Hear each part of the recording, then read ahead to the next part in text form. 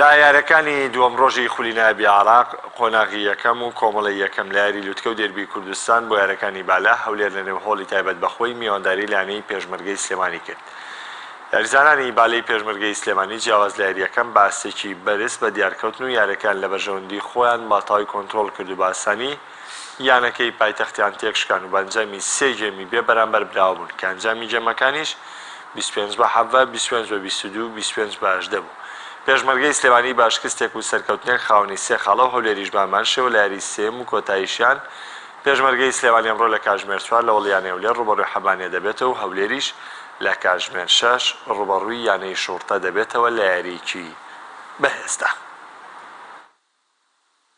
سپاس بۆ خۆم ڕۆتوانیمان لەگەڵ یانەی هەولێرە سێ بەرامبەر بە هیچ لە یانەی هەولێر بینەوە پیرۆزبایی لە یانەی پێشمەرگە و دەستبەشی لە یانەی هەولێرەکەم یاریکی باشە لە ئەنجامدا.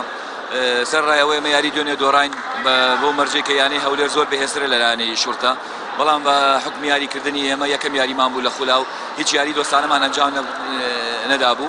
توانیمان ئەمڕۆ ئەو هەڵانی کە دوێنێ کردمان چاکی بکەین و بتوانین لێرە ئەمڕۆ سێبەیەک یاریەکە بینەوە و هەڵەکانمان باشکەینەوە بە تیپێکی باشتر و لە یاریەکانی داهاتووە بە باشتریش دەرەکەوین. ئەو کاریش کسی ئەو ڕۆمان هەندێک بچوو بوو دڵنیاتان دەکەینەوە بەیان بەرامبەر یانەی شوڕتە یاریەکی زۆر باش ئەنجام بدەین تۆرێش کسەی ئەوڕۆ دەکەینەوە ئینشاڵڵا.